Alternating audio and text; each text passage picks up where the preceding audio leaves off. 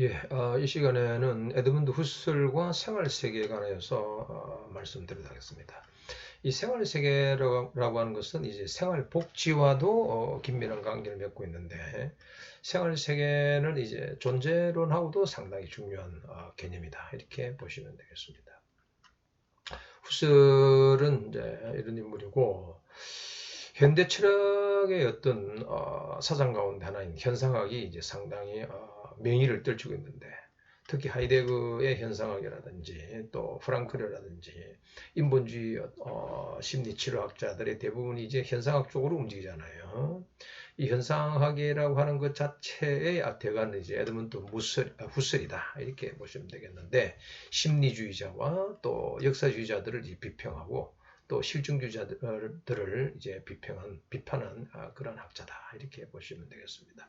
에드문드 후설은 현상학의 아버지고, 아까 말씀드렸듯이 역사주의와 그리고 심리학주의를 이제 비판했던 것이고, 중요한 것은 그렇게 한 것은 이제 intentionality 하면은 이제 의도적 지향, 지향성 이렇게 보시면 되겠습니다. 쉽게 말해서 우리가 데카르트가 나는 생각한다, 고로 나는 존재한다라고 할 때에 나는 생각한다라고 하는 것 자체에 이제 상당히 큰 의미를 부여했던, 데카르트도 생각한다지만 이제 에드먼트 후설도 생각한다는 이야기죠. 생각 자체는 의식이란 것이죠. 쉽게 말해서 외부에 존재하고 있는 객체로서의 세계와 내가 생각한다라고 하는 나의 주체적인 이제 아이라고 하는 것이 이제 서로 결합되어 있는데, 문제는 외부에 존재하고 있는 이러한 이 세계 자체는 사실적인 세계다. 그래서 사실학이라고 보통 이야기하는 것이죠. 자연주의. 그러나 내용을 가만 보게 되면 이 외부에 존재하고 있는 것은 결국은 나의 의식 속에 흐르고 나의 의식의 어떤 이 과정을 거쳐서 우리가 인식하고 있는 것이잖아요. 우리가 보통 예를 많이 들은 것이죠. 개나리를 또 벚꽃을 이야기하잖아요. 한강변이나 낙동강변에 보면은 벚꽃이 피어 있죠. 그러나 벚꽃이 어디 있습니까?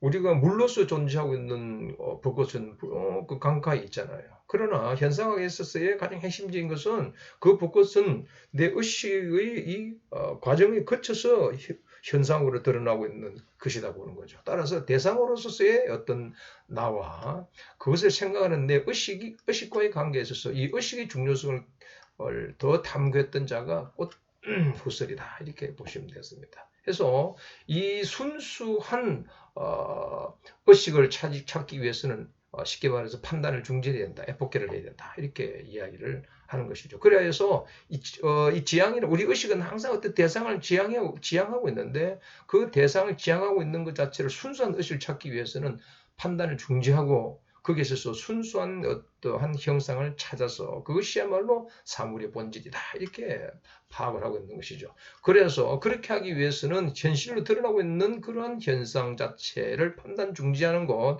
판단 중지하에서 본질을 찾는 것, 그것이 이제 현상학적인 환원을 이야기하는 것이죠. 물론 이 환원은 이제 초월적 현상학 쪽으로 가기도 하고 또 심리학적 현상학 쪽으로 들어가기도 합니다. 중요한 것은 본질을 찾고자 하는 것이죠. 그래서 초월적인 그 의식을 이제 강조하고 있는 것이고, 그것이야말로 이제 지식의 어떤 한계를 이제 설정하고 또 틀을 놓는데 상당히 중요한 어떤 역할을 하고 있다. 이렇게 보는 겁니다. 그래서 이런 초월적인 그런 의식의 순수한 의식 속에서 사물의 형상 자체가 본질이 드러난다. 이렇게 보는 것이죠. 후설은 그래서 이 현상학 자체가 초월적인 어떤 이상주의 철학이다. 이렇게 재규정하였다. 이렇게 보는 것이죠. 후설의 그 사상 그 자체는 아주 20세기에 그런 철학이 상당히 긴밀한 profoundly 한 influence, 영향을 끼쳤다. 이런 이야기죠. 가장 그런데 왜 이런 후설이 이렇게 생각을 하며 또 우리가 후설을 이야기하고 현상을 이야기하고 이때 또 복지에서 우리가 이야기하고 있는 치료 방법론에서 현상을 왜 이야기하느냐라고 하는 것의 가장 핵심적인 것은 이 과학과 기술 때문에 그렇습니다. 쉽게 말해서 우리가 살고 있는 이 사회는 과학사회잖아요. 개념 규정하자면은 합리성과 자본주의라고 하는 것이 현대의 지배적인 그런 사상인데, 이 과학과 기술로 대변하는 합리주의 사상, 이 사상 그 자체는 결국 실증적인 것이죠. 사실은. 그래서 철학의 영역이라고 생각했던 심리 자체도 이제는 거의 자연과학적인 그러한 틀 속으로 계속 빠져들어간 것이죠. 그래서 철학 자체가 인간을 탐구하는 철학 자체가 영국과 미국같이 실용주의 노선 쪽으로 과학적으로 계속 이렇게 수렴돼가는 그러한 측면이 상당히 있었고 리케르트나 또 빈델반트 같은 신칸트주의자들은 이제 과학은 쉽게 말해서 사물을 다루는 학문이기 때문에 설명해야 된다. 이렇게 보는 것이고 정신과학이라는 것 자체는 이해를 해야 된다. 베르스테인 해야 된다. 이렇게 보는 것이죠. 따라서 과학이라고 하는 것 자체는 설명하는 물을 연구할 때는 설명해야 되고 인간의 정신 세계를 이해할 때는 그 베르스테인 이해를 해야 된다. 이렇게 보아 서로 학문을 분리해서 이해해야 된다. 이렇게 보는 학파인 것이죠. 거기에 따라서 이제 후설은 이 과학의 실증주의의 어떤 한계성을 지적하고 들어오는 겁니다. 실증주의라고 하는 것 자체가 쉽게 말해서 우리가 실증주의라고 하는 것은 현상 자체를 가지고 증명에 들어오는 거잖아요. 그 현상 자체는 쉽게 말해서 우리가 연역법이 아니라 기납법을 가지고 증명에 들어오는 것이죠. 기납법으로 증명한다는 것 자체는 기납의 어떤 또 다른 사례가 들어오게 되게 되면은 이 실증주의 진리 자체가 계속 변한다는 이야기죠. 따라서 본질적인 것이 못 된다고 보는 겁니다. 후술 입장에서는. 그래서 과학이란 것 자체가 만연되고 있는 현대 과학 사회 자체는 불안전하다고 보는 거예요. 우리가 살고 있는 사회에 있어서의 정신과학이라든지 정신치료라든지 일반 치료에서 이야기하고 있는 과학주의라고 하는 것 자체는 한계가 있다 보는 거예요.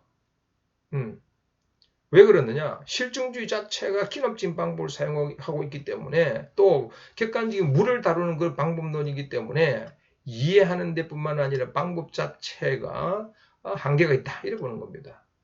그래서 실증주의 자체를 비판하고 들어온 것이 현상학이다. 이렇게 보시면 되겠습니다. 우리가 분투라는 이야기를 많이 하잖아요. 실험심리학자. 이 심리학이라는 것 자체가 모든 과학의 근원이다 라고 했었는데 이 경험주의 좀 전에 말씀드렸던 이 경험주의라고 하는 것 자체가 과학적인 방법인데 과학적인 방법은 이제 우리가 칼 포퍼가 이야기하듯이 늘 이제 반증 가능한 것을 이야기하는 것이죠. 절대적인 진리가 아닌 거죠. 또 다른 사례가 나오면 계속 바뀌는 겁니다. 그래서 후설은 이 심리학주의를 굉장히 비판해 드는 거죠. 그렇다면은 우리가 학문을 할 때에 가장 중요한 변치 않는 무언가가 있어야 되지 않느냐. 거기에 있어서 우리가 학문의 틀을 우리가 발견해야 되는데 그것이 이제 더 중요한 것은 이제 과학이다, 철학이다 이렇게 본 거죠. 따라서 철학이라는 것 자체는 과학보다도 더 은밀한 학문으로 자리 잡기 위해서 원래 후설은 수학을 공부를 많이 했습니다. 그래서 이 현상학의 궁극적인 순수의식 자체는 수학에 있어서 이야기하고 있는 수리와 거의 같은 그런 원리를 찾아낼 수 있다라고 이야기를 하여서 그쪽이 굉장히 공부를 많이 했던 그러한 학자인 것이죠. 자, 그런데 우리는 여기서 이제 뭐를 이렇게 발견해야 되겠는가?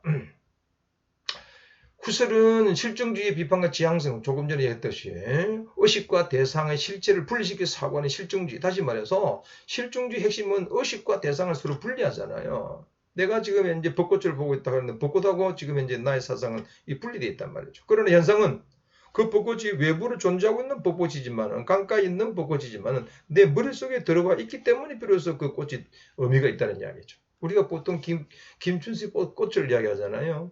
김춘수의 꽃은 내가 의미를 불러주어야 비로소 꽃이 나에게 다가와 꽃이 된다라고 하는 이야기죠. 외부에 존재하고 있는 그런 객체가 있지만 내 사유의 건물에 들어와서 그것이 의미가 있을 때 비로소 현상이 드러나는 것이 결국은 현상의 핵심이다. 후설은 우리의 의식은 항상 뭔가의 어떤 지향성을 가지고 있다라고 이야기합니다. 쉽게 말해서 과학자는 나뭇잎이나 꽃잎이나 일반적인 풀잎을 보고 과학의 대상으로 이제 보고 있지만 예술가들은 미적인 대상으로 보고 있잖아요. 그것은 이제 각각의 주체성, 지향성이 각각 다르기 때문에 그렇다는 이야기죠.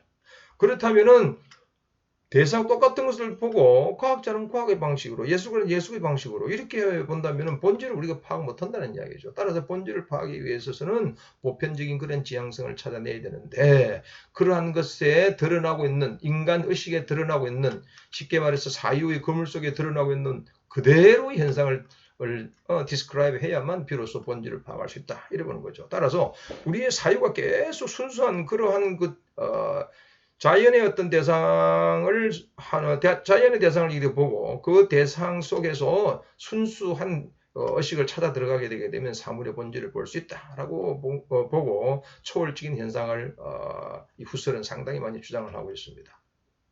그런데 우리는 이 생활세계와 이 후설을 그러면은 왜 이렇게 중요하게 우리가 보아야 되겠느냐 하는 것은 우리가 지금 현재 살고 있는 사회는 과학사회입니다. 과학은 이 수학과 과학이 지배하고 있는 거예요. 이 수학과 과학이라는 것 자체는 과학은 물질을 다루는 그런 학문이에요. 수학은 제로와 1이라고 하는 그런 이진법을 중심으로 한 그러한 것을 다루고 있는 학문이란 말이죠. 대부분 다가 이게 뭡니까? 컴퓨터를 중심으로 하고 있는 그러한 과학은 제로와 1이라는 수학과 물질이라는 반도체인 게르마늄과 실리콘이 지배하고 있는 사회이지 않느냐 이거죠. 그것은 객관적인 어떤 세계들이죠. 그러나 이 생활세계라고 하는 것이 원래 그런 분리되어 있었느냐? 아니다는 이야기죠. 이 과학적인 세계와 생활세계는 원래는 하나였다고 보는 겁니다. 그러나 일상생활세계는 과학의 세계는 아닌 것이죠. 따라서 우리는 생활세계에 대하여서 개인적이고 사회적이고 지각적이고 실천적이고 전체적인 그러한 세계를 우리는 파악해야 된다 이렇게 보는 거죠. 과학은 객관주의적인 과학만 가지고 우리가 인간을, 사회를, 세계를 이야기하기는 곤란하다는 이야기죠. 이 과학이라는 것 자체가 생활세계에서 주관적인 지각에서 비롯되었다는 그 사실. 다시 말해서 과학의 객관 자체도 생활세계에서 나온 거잖아요. 다시 말해서 나뭇잎이 있고 물이 흐르고 하는 것 전부 다 이 생활세계인 것이죠. 우리가 밀도 로가 1이라고 하는 것은 물을 이야기하잖아요. 그렇지 않습니까? 또 증발하는 그 수증기라든지 아니면 오는 빙점이라든지 이것도 다 생활세계에 있는 이야기들이죠. 또 이러한 과학의 객관주의는 생활세계에서 나왔음에도 불구하고 오히려 과학이라는 것과 생활세계 자체가 이분화되어져서 생활세계 자체가 피폐해가고 있다. 이러는 거죠. 생활세계 자체가 아주 불명료해 버리는 그러한 한계성이 있다라고 하는 것 차원에서 과학의 객관성, 다시 말해서 과학주의, 현대과학사회를 비판해 들어오는 겁니다. 그러나 현상학이라고 하는 것은 원래는 생활세계, 과학세계가 생활세계 안에 있다고 보는 거예요. 따라서 생활세계를 분석을 잘하고 설명을 잘하면은 이 이론과 과학의 세계가 어떻게 생활세계에서 생겨났는가, 다시 말해서 과학의 세계가 생활세계와 어떻게 연결되고 있는가를 밝힐 수 있다 이러는 거죠. 그래야만 전체를 볼 수 있는, 그래야만 전체의 과학을 이해하고 과학과 생활세계가 분리되지 않는 그러한 전체적인 시각을 가질 수 있다. 이렇게 보는 것이 현상학의 핵심인 거죠. 우리는 그럼 왜 이걸 공부하느냐? 우리가 공부하는 예를 들어 정신분석학적인 그러한 심리치료 방법이나 행동주의 치료 방법이나 아니면 인지치료 방법이나 인본주의나 이 다양한 치료 방법론에서 나오는 이러한 방법론들은 개체 하나하나를 이야기하고 있는 부분이다 이거죠. 과학적인 방법으로 이야기하고 있다는 이야기죠. 과학적인 방법으로 해서 들은 한계가 있고 또 생활세계와 분리되어 있다는 이야기입니다. 따라서 우리는 이 과학세계와 더불어서 생활세계가 어떻게 과학적인 것과 연결되어 있는가를 밝히지 않고서는 치료가 불완전하다는 이야기죠. 치료가 불완전하기 때문에 계속 문제가 발생된다는 이야기입니다. 이것은 결국은 인간의 존재란하고도 관계되어 있고 생활세계는 나중에 저 하이데거의 세계 내 인간이라고 하는 실존주의 학파와도 연결될 수밖에 없다는 이야기죠. 왜? 기존에 있는 치료 방법론의 한계성 때문에 그렇다는 이야기죠. 따라서 우리는 생활세계를, 생활복지를, 존재론을, 실존론을 계속 깊이 공부하여야 비로소 이 정신분석과 연결되며 행동주의와 연결되며 인지학파와 인본주의와 연결될 수 있다라고 하는 것이 내 생각입니다. 예, 강의를 마치겠습니다.